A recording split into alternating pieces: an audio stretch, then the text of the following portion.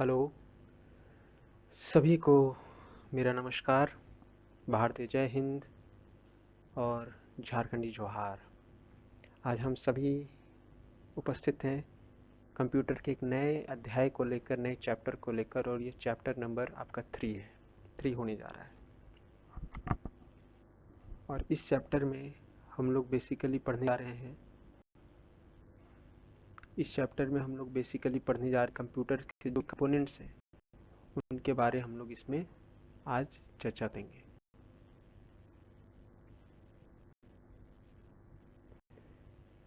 और इससे पहले हमने 2 चैप्टर्स पढ़े हैं। पहला चैप्टर हमने पढ़ा इंट्रोडक्शन टू कंप्यूटर, दूसरा हमने पढ़ा history and development of computer, और उसी क्रम में ये हमारा तीसरा चैप्टर है कंप्यूटर की आर्किटेक्चर। इसमें कंप्यूटर के जो भी पार्ट्स एंड पुर्जे की हम लोग बात करेंगे। तो चलिए पढ़ते हैं ये हमारा तीसरा चैप्टर, कंप्यूटर आर्किटेक्चर। ठीक है, अभी तक आपने पढ़ लिया है कि कंप्यूटर क्या है क्या नहीं है। तो यहाँ पे बात हो रही है कि कंप्यूटर, हमने हमेशा ये जिक्र किया है कि जब भी हम पढ़ाई करेंगे तो टॉपिक वाइज चीज़ों को बाइफरकेट करने का कोशिश करेंगे, उसे तोड़ने का प्रयास करेंगे। तो यहाँ पे आपके 2 शब्दों से ये बना हुआ है, एक कंप्यूटर और दूसरा दूसरा आर्किटेक्चर।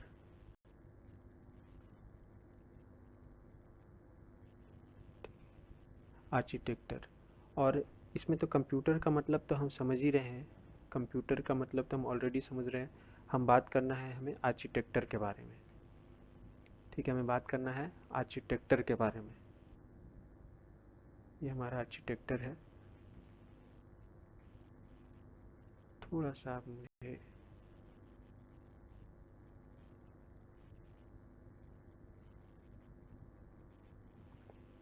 तो बेसिकली आर्किटेक्चर क्या होता है ये हमें समझना है। आर्किटेक्चर बेसिकली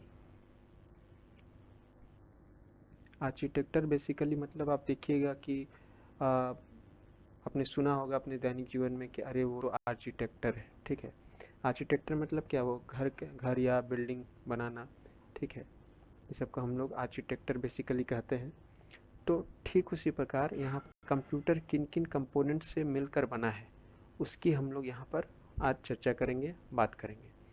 पहला इसमें टॉपिक हम पढ़ेंगे कंप्यूटर्स के घटक, दूसरा पढ़ेंगे मेमोरी यूनिट, तीसरा कंप्यूटर मेमोरी, तीसरा और चौथा स्टोरेज डिवाइस हायरार्की यानी पदाक्रम। ठीक है, बढ़ते क्रम या घटते क्रम में। उसी तरह मेमोरी हायरार्की, और फिर है instruction cycle. So this is all about the topics inside this chapter. So let's move ahead, आगे बढ़ते हैं हम लोग। यहाँ पे है कि पहला जो कंप्यूटर आर्किटेक्चर का जो कंसेप्ट है, ठीक है, पहला जो कंप्यूटर आर्किटेक्चर का जो कंसेप्ट है, ये आया था आपके, जो पहला चीज़ होगी उसे हम लोग रेड रंग से रंगने का प्रयास करेंगे। वो हमारे दिया था जॉन वॉन न्यूमान ने। ठीक है, किसने दिया था? जॉन वॉन न्यूमान ने। और जॉन वॉन न्यूमान के बारे में हमने पहले भी पढ़ा है कि उनका जो कंट्रीब्यूशन है, मैक्सिमम कंट्रीब्यूशन है उनका कंप्यूटर में, मॉडर्न कंप्यूटर के क्षेत्र में। तो 2 फैक्ट हमें इसे बेसिकली याद रखना है कि एक तो आर्किटेक्चर इन्होंने दिया, ठीक है, और दूसरा मैक्सिमम इनका योगदान रहा मॉडर्न कंप्यूटर में। अब बात करते हैं कि 3 components of computer. 3 components of computer कौन कौन है हमारे? तो पहला है हमारा 3 कंपोनेंट। ठीक है, पहला तो है हमारा इनपुट आउटपुट आ जाता है, इसको आप 4 भी बोल सकते हैं, लेकिन 4 नहीं, ये एक ही में आएगा। ये इनपुट आउटपुट, एक है सीपीयू और एक है मेमोरी यूनिट। ठीक, इनपुट आउटपुट का बेसिकली क्या काम है, हमने पिछले क्लासेस में भी पढ़ा है। इनपुट डाटा देने के काम, जब हम कोई भी यूजर कंप्यूटर पे डाटा देता है, ठीक है, कंप्यूटर पे वो डाटा देता है तो वो इनपुट कहलाता है। और फिर वहीं से जब वो डाटा यूजर के पास पहुंचता है प्रोसेस होकर, तो वो आउटपुट कहलाता है। सीपीयू सीपीयू आम तौर पर हम आम बोलचाल भाषा में इस कैबिनेट को समझते हैं कि ये सीपीयू है। ठीक है, कि ये सीपीयू है। लेकिन असल में ये नहीं होता है। सीपीयू बेसिकली कंप्यूटर के अंदर भी एक छोटा सा चिप आकार का रहता है, उसे ही हम लोग सीपीयू कहते हैं। आगे हम लोग इस पर भी अच्छा से डिस्कस करेंगे। ठीक है, दूसरा है एमयू। दूसरा है एमयू यानी मेमोरी यूनिट। मेमोरी यूनिट क्या होता है? ये स्टोरेज का काम करता है। हमने पहले भी बताया था कि कंप्यूटर में यदि स्टोरेज हटा दिया जाए तो फिर आज का जो कंप्यूटर हम जो यूज कर रहे हैं ये हमारे बहुत ज़्यादा उपयोगी नहीं होगा। ठीक है, तो इसीलिए इसका भी अपना काम रहता है, उसे हम लोग कहते हैं मेमोरी यूनिट। तो आपसे जब भी पूछा जाए कितने कंपोनेंट्स होते हैं तो वो होते हैं 3। कितने होते हैं? 3। अब आ जाइए सीपीयू। सीपीयू जो होता है ना, जो सीपीयू इसका सबसे मेन यूनिट होता है। ये जो सीपीयू होता है इसका मेन यूनिट, और इसे ब्रेन ऑफ कंप्यूटर कहते हैं। ठीक है, ब्रेन ऑफ कंप्यूटर। आप इंसानी रूप में देख लीजिए, इंसान का जो मस्तिष्क होता है, इंसान का जो मस्तिष्क होता है वो सबसे मेन पार्ट होता है। ठीक है, इंसान का मस्तिष्क कभी कुछ इधर हो उधर हो जाए तो फिर हमारा शरीर कोई काम का नहीं। ठीक उसी तरह हमारे कंप्यूटर में भी ये सीपीयू उसका ब्रेन होता है। तो जाहिर सी बात है, जब ब्रेन की उसे उपाधि दे दी गई है, ठीक है, तो वो अपने आप पे एक इम्पॉर्टेंट है। इसके भी 3 पार्ट्स होते हैं। कंपोनेंट तो हमने पढ़ा ही, 3 कंपोनेंट, और इस सीपीयू के भी 3 पार्ट होते हैं। एक तो वही चीज़ हमने बोला, एक control unit, arithmetic logic unit और मेमोरी यूनिट। सीयू मैं इसको शॉर्टकट में थोड़ा भी यहाँ पे डील कर देता हूँ, आगे हम लोग इसको और एक्सप्लेन करेंगे।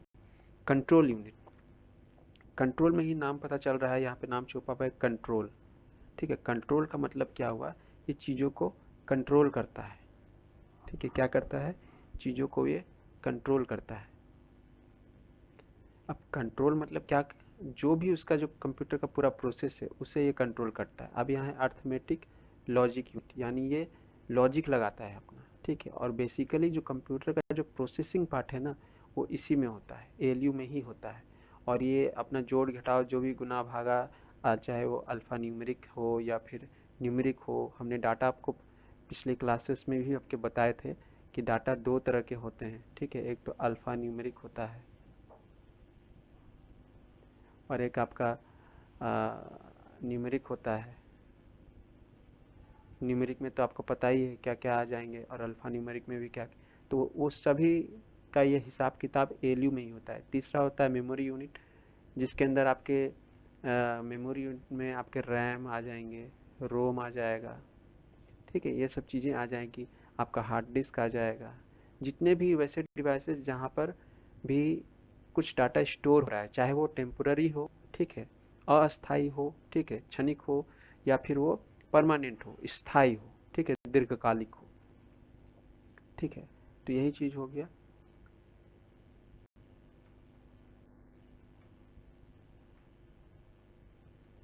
तो ये चीज़ हमने पढ़ी, और यहाँ पे आप देख सकते हैं कंप्यूटर आर्किटेक्चर का डायग्राम भी हमने बनाया है। इसमें चीज़ें, मान लीजिए यहाँ से यूजर ने डाटा फीड किया, वो सबसे पहले जाता है कंट्रोल यूनिट के पास। ठीक है, कंट्रोल यूनिट के पास, फिर एएलयू, एएलयू के पास वो पहुंचता है, क्योंकि हमने आपको बताया कि जो भी डाटा जो प्रोसेस होगा वो एएलयू में ही प्रोसेस होगा, और वहाँ पे भी रजिस्टर में होता है। ठीक है, फिर उसके बाद वो भेज देता है मेमोरी यूनिट के पास। ठीक है, मेमोरी यूनिट उस चीज़ों को स्टोर करता है, फिर वो सेकेंडरी यूनिट के पास भी पहुंचता है। तो इस तरीके से चीज़ें हमारे सामने काम करती हैं। ठीक है, अब आ जाइए सीयू। कंट्रोल यूनिट बेसिकली क्या करता है कि कंट्रोल यूनिट्स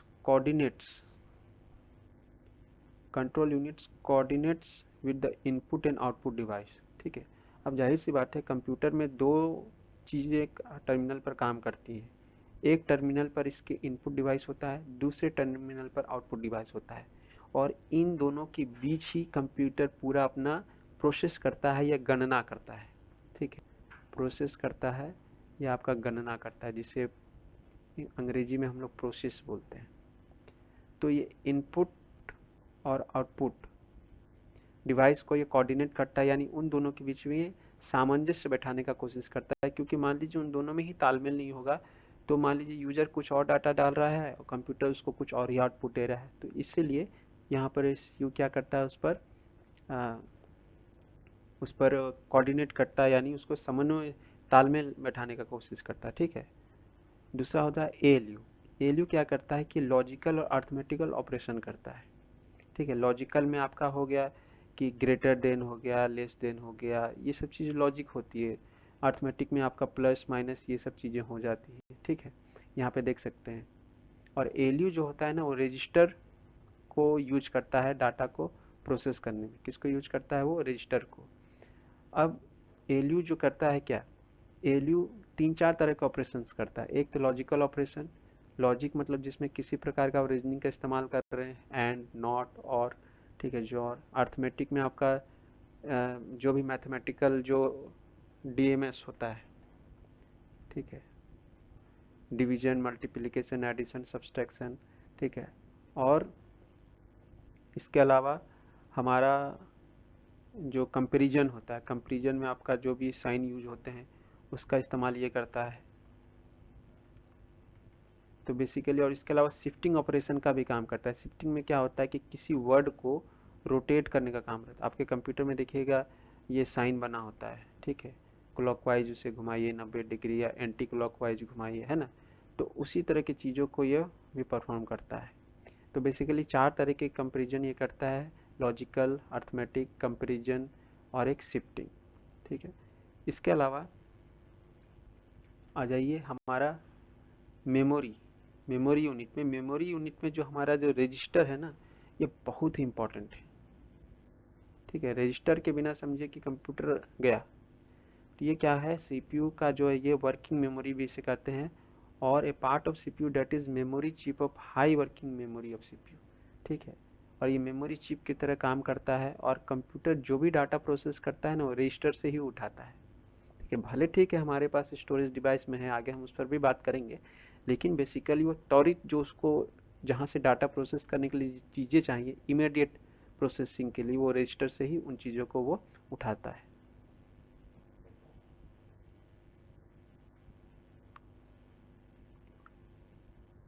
ये देख सकते हैं अब, ये जो कंप्यूटर का हमारा पूरा कंपोनेंट है, ठीक है, ये आपका मॉनिटर हो गया, ये आपका माउस हो गया, ये आपका रैम हो गया, या हार्ड डिस्क हो गया, ठीक है, मदरबोर्ड हो गया, ठीक है, ये रोम हो गया, ये आपका सीडी ड्राइव हो गया, ये आपका सीपीयू हो गया, ठीक है, जो एक इम्पोर्टेंट पार्ट है।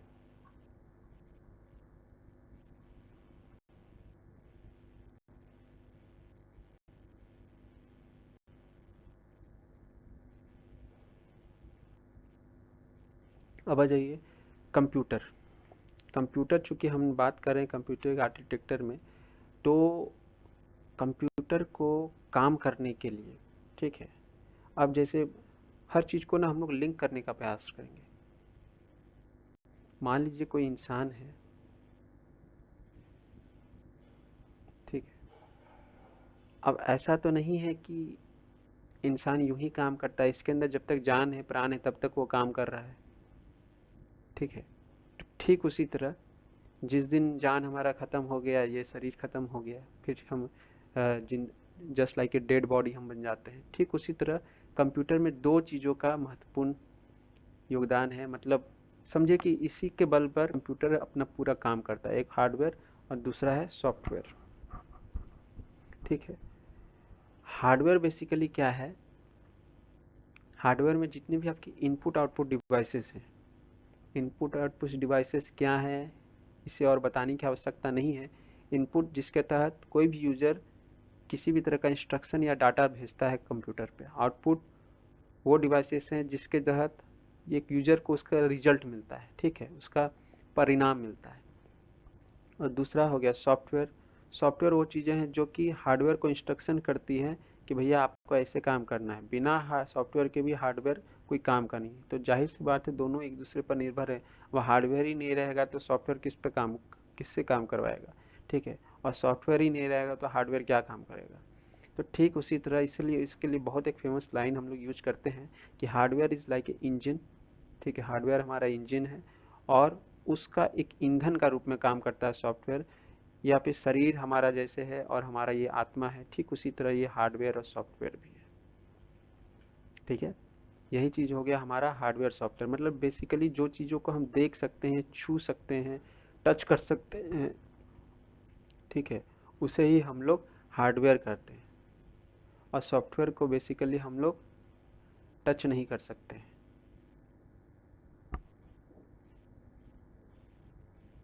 टच कर सकते हैं छूना, ठीक है, और इसको नो टच।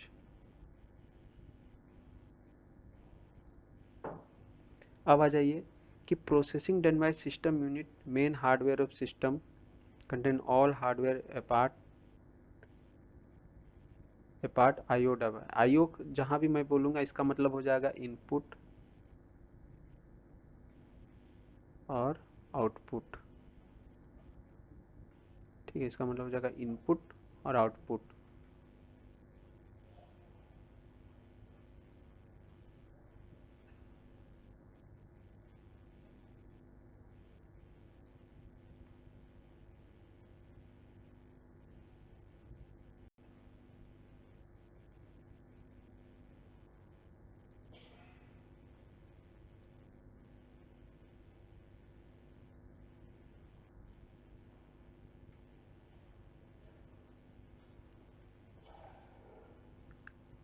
अब आ जाइए सीपीयू। सीपीयू क्या है? Micro processor.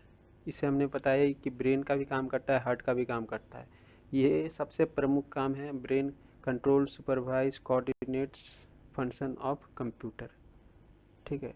डाटा जो भी हम लोग कंप्यूटर को देते हैं उसी से हमें ये इंफॉर्मेशन निकाल के देता है। हमने पहले भी पढ़ा है कि डाटा क्या है। डाटा अनरॉ फैक्ट्स है, कच्चा, मतलब समझिए वो कच्चा माल है, ठीक है। वही चीज़ें जब प्रोसेस हो जाती है, एक मशीन के तहत गुजरती है, तो हमें प्रोडक्ट के रूप में मिलती है। मान लीजिए काजू उगाया जाता है, पेड़ से तोड़ा जाता है, उसे मशीन प्रोसेस किया जाता है, फिर वो हमारे पास पहुंचता है। ठीक उसी प्रकार डाटा भी एक कच्चा काजू है जो मशीन यानी कंप्यूटर उसको प्रोसेस करता है, फिर वो इंफॉर्मेशन के रूप में यानी खाने लायक काजू के रूप में हमें मिलता है। ठीक है, इनपुट और आउटपुट का यही काम है। इसके अलावा इंटीग्रेटेड सर्किट चिप जो होता है वो भी इसका एक पार्ट होता है। CPU has three parts on the basis of hardware. हमने 2 बार इस चैप्टर में डिस्कस कर लिया कि सीपीयू के 3 पार्ट होते हैं on the basis of hardware. एक कंट्रोल यूनिट, दूसरा एलयू, एक एमयू। एलयू सीयू को इसका नर्वस सिस्टम भी कहते हैं, ठीक है। 1971 में पहला माइक्रो प्रोसेसर बनाया गया था, इंटेल 4004 इसका नाम था, और ये टेड हॉफ और फ्रेडरिको फैगिन के द्वारा बनाया गया था। टी हॉफ और फेडरिको फेगिन, इस नाम को याद रखना बहुत ही आवश्यक है।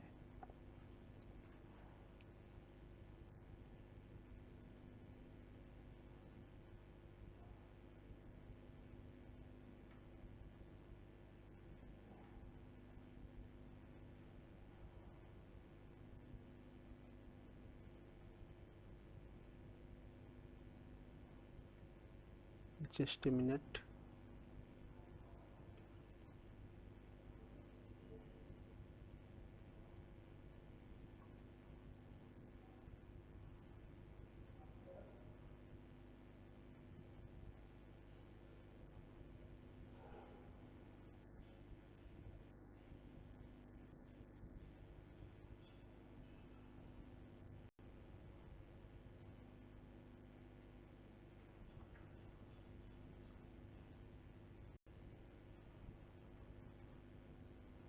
अब आ जाइए सीएमओस। सीएमओस भी इसका एक पार्ट है। अभी हम लोग क्या पढ़ रहे हैं?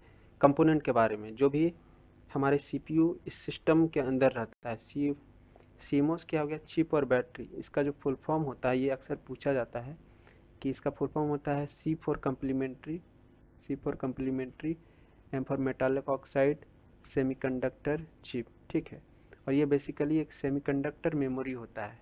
और इसका बेसिक सबसे बड़ा जो इम्पोर्टेंट काम है, ये एक कंप्यूटर के सेटिंग को हमेशा अप टू डेट रखता है। आपने कभी सोचा होगा कि कंप्यूटर को आपने बंद किया, ठीक है, बंद किया आपने, घड़ी को तो चलिए उसमें बैटरी रहती है, कंप्यूटर का आपने बंद किया, फिर आप उसे ऑन करते हैं, तो इन दोनों के बीच भी इसका जो टाइम है वो नहीं बदलता है। मतलब टाइम नहीं बदलता इन द सेंस कि वो अपडेट रहता है, ठीक है। आप अपनी घड़ी से मैच करिएगा तो वही टाइम मिलेगा। क्यों? तो उसका यही पर्पज रहता है कि वो सीएमओस के द्वारा ये काम परफॉर्म होता है, ठीक है। सीएमओस के द्वारा ये काम परफॉर्म होता है। और CMOS जो है आपका, आप यहाँ देख सकते हैं, यही है आपका CMOS। इस बैटरी को आप निकाल दीजिएगा ना, तो आपका जो टाइम जो बता रहा है वो रुक जाएगा। मतलब जो टाइम पे आप अभी खोल रहे हैं, आज से अभी 1 घंटा बाद भी खोलिएगा तो वही टाइम बताएगा। तो इसका मेन पर्पज यही है कि आपके कंप्यूटर के सेटिंग्स को ये अप टू डेट रखता है according to the date and time.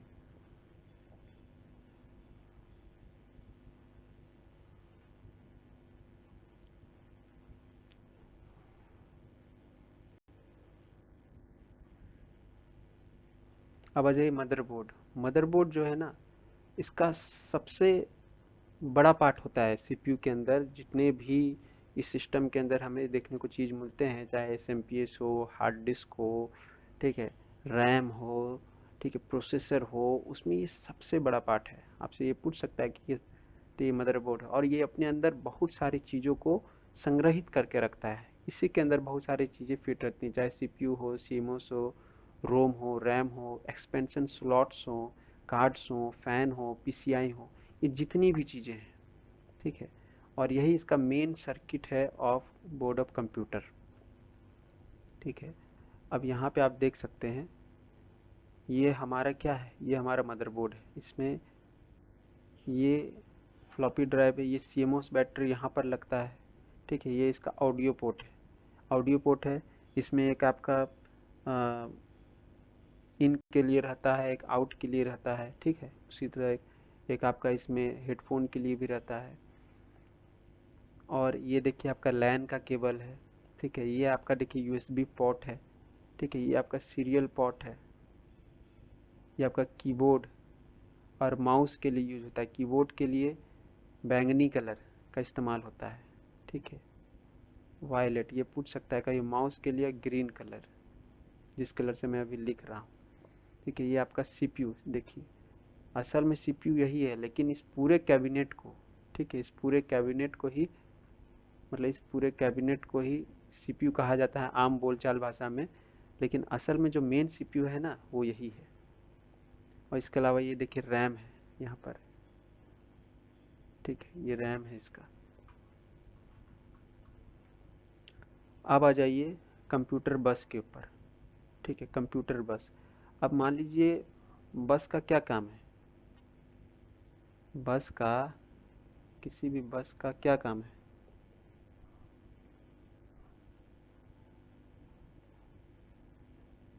बस का काम यही है कि वो एक रास्ते पर जा रहा है, वो जाने का काम करता है, ठीक है।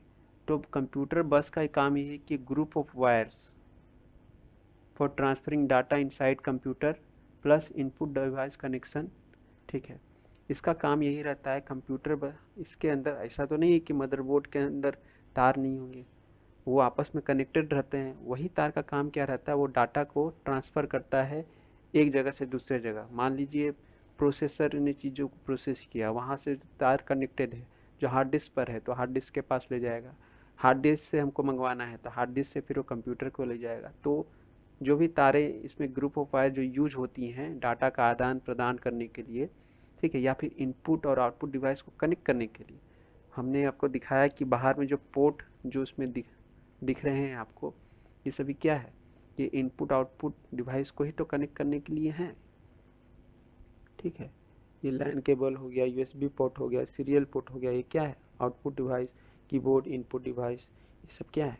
तो ये आपका मदरबोर्ड के कंप्यूटर बस से कनेक्टेड रहता है। इसीलिए इसको हाईवे भी कहा जाता है, क्योंकि इसी पर चढ़कर, मतलब इसी के सहारे डाटा इधर से उधर मतलब ट्रांसफ़र होता है। अब आ जाइए, जो कंप्यूटर बस जो होता है ना, वो 3 प्रकार का होता है, ठीक। एक होता है, ये पूछ सकता है अभी कभी, तो ये बेसिकली 3 प्रकार के होते हैं।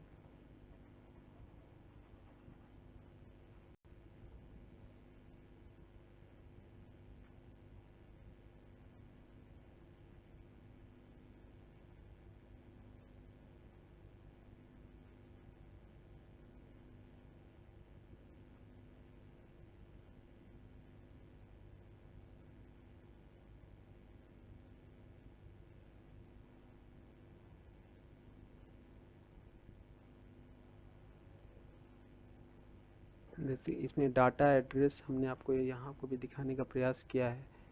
देखिए, ये आपका कंट्रोल बस, एक एड्रेस बस और एक डाटा बस। ठीक है, ये 3 प्रकार के हमारे कंप्यूटर बस होते हैं और इसका काम क्या रहता है? Data transfer among various components of computer. इनका काम है कि डाटा का ट्रांसफर करना फ्रॉम वेरियस डाटा ट्रांसफर। ठीक है, और एक्सटर्नल बस भी होता है। ये तो हो गया इंटरनल बस, ठीक है, जो कंप्यूटर के अंदर ही भैया दौड़ा भाग करेगा। ये है एक्सटर्नल बस, यानी नाम से ही पता चल रहा है एक्सटर्नल, यानी जो कुछ बाहर का कुछ कार्य कर रहा है। तो पेरिफेरल्स, पेरिफेरल्स में आपके वही इनपुट और आउटपुट डिवाइस आ जाएंगे, और इसमें इंटरनल बस में आपका हार्ड डिस्क आ जाएगा, ठीक है, एसएसडी आ जाएगा, ये सब जो कनेक्ट रहता है, माइक्रो प्रोसेसर आ जाएगा।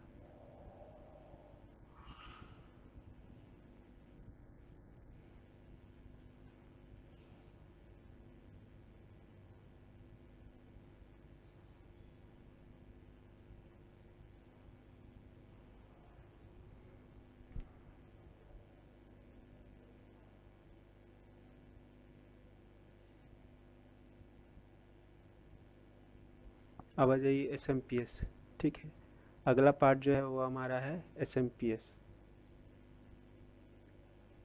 एस एम पी एस का काम क्या है? एस एम पी एस का काम है, ये सप्लाई यूनिट के लिए काम करता है। ठीक है, जो भी बिजली चाहिए, जो भी ऊर्जा चाहिए, जो भी पावर चाहिए, वो ये एस एम पी एस ही उसे मुहैया करवा पाता है।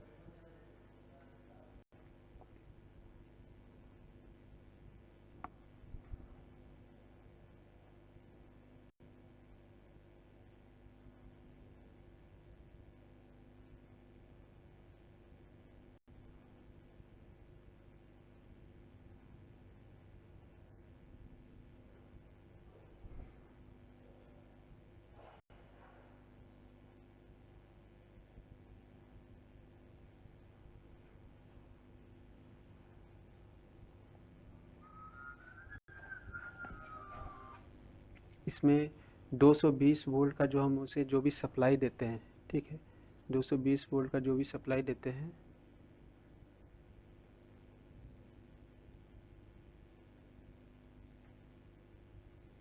उसे वो कंप्यूटर के पार्ट्स के अकॉर्डिंग, किसी को 5 वोल्ट की आवश्यकता होती है, किसी को 10 वोल्ट, तो उसके हिसाब से वो उसे सप्लाई करता है। इसमें एक फ़ैन भी लगा होता है जो कि इसको कूलिंग का काम करता है। ठीक है, जो इसमें फ़ैन भी होता है जो कि इसमें कूलिंग का काम करता है। आप ये देख सकते हैं, ये क्या है? ये हमारा S M P S C है।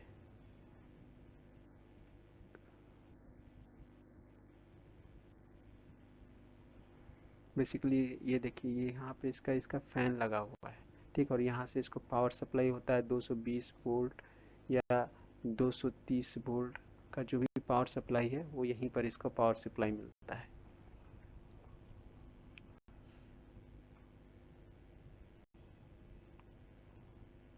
अब आ जाइए video card, sound card. Video card नाम से ही पता चल रहा है, जो भी डिस्प्ले के लिए इस्तेमाल होगा। साउंड कार्ड उसके ऑडियो पर वर्टिक्स के लिए इस्तेमाल होगा। डिस्क ड्राइव कंट्रोल कार्ड, ये कंट्रोल डाटा, जो भी हार्ड डिस्क हैं, फ्लॉपी ड्राइव हुआ करते थे पहले, उसके लिए इसका इस्तेमाल होता है। ठीक है, अब यहाँ पर आ जाइए फ्रंट पार्ट और ये रियर पार्ट। ठीक है, इसको हम लोग एक बार देख लेते हैं। यहाँ पे तो ऐसे मैंने आपको लिख कर बता दिया है, ठीक है, कि लेकिन इसको हम लोग फिगर में एक बार देख लेते हैं।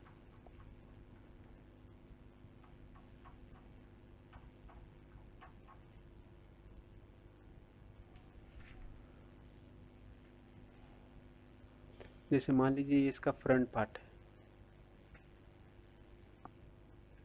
फ्रंट पार्ट में देख सकते हैं, पहले यहाँ पर ये सीडी या डीवीडी राइटर का एक स्लॉट होता है, जो कि अब तो नहीं आता है। उसके नीचे इसका पावर बटन होता है। आगे आपके 2 यूएसबी पोर्ट मिल जाएंगे, प्रायः सभी सीपीयू में आपको देखने को मिलेगा। ये ऑडियो जैक्स होते हैं, ठीक है। एक आपका माइक्रोफोन का रहता है, एक साउंड का रहता है, ठीक है। एक आपका स्टार्ट बटन हो जाता है, जिसे कंप्यूटर को आप ऑन करते हैं। एक आपका रिस्टार्ट बटन होता है, और यहाँ पे इंडिकेटर लाइट, कि कंप्यूटर अभी प्रोसेस कर रहा है कि नहीं कर रहा है, कंप्यूटर अभी ऑन है कि नहीं, वो इससे आपको पता चलता है। ठीक है, ये तो ये बेसिकली चीज़ें होती हैं जो आपके फ्रंट पैनल में पाई जाती हैं। आप बैक पैनल पर आप जाइएगा तो वहाँ पर आपको सबसे पीछे तो आपको ये SMPS देखने को मिलता है। SMPS सेट रहता है उसका, जो उसका बैक पैनल ही इस CPU का कैबिनेट का बैक पैनल बनता है। यहाँ पे आपका पावर ट्रांसफ़र होता है, ठीक है। और ये आपका इसका फ़ैन है, SMPS का कूलिंग फ़ैन है। कंप्यूटर कैबिनेट जो होते हैं, ये जो इसमें 2 फ़ैन होते हैं, एक तो SMPS के अंदर और दूसरा खुद मदरबोर्ड के पास भी अपना एक फ़ैन होता है। ये आपका PS2 पोर्ट्स होते हैं, ठीक है। हमने बैंगनी कलर आपको बताया, ये कीबोर्ड के लिए होगा, ये माउस के लिए होगा। हालांकि अब इसका इस्तेमाल नहीं होता है क्योंकि अब तो USB वाली चीज़ें आ गई हैं। ये सीरियल पोर्ट होते हैं, ठीक है। ये आपका पैरेलल पोर्ट होता है जिसमें आपका प्रिंटर कनेक्ट होता है। ये आपका VGA, ये जो ब्लू रंग का जो पोर्ट होता है ना, ये बेसिकली मॉनिटर के लिए इस्तेमाल होता है, ठीक। और ये है USB पोर्ट। अब आ जाइए ऑडियो जैक, और ये आपका यहाँ पर एक ये लैन का पोर्ट रहता है। ये वाला जो पोर्ट है, ये थोड़ा सा हल्का सा बड़ा वाला, ये आपका लैन का पोर्ट रहता है जो कंप्यूटर को नेटवर्क से जोड़ने में सहायक होते हैं।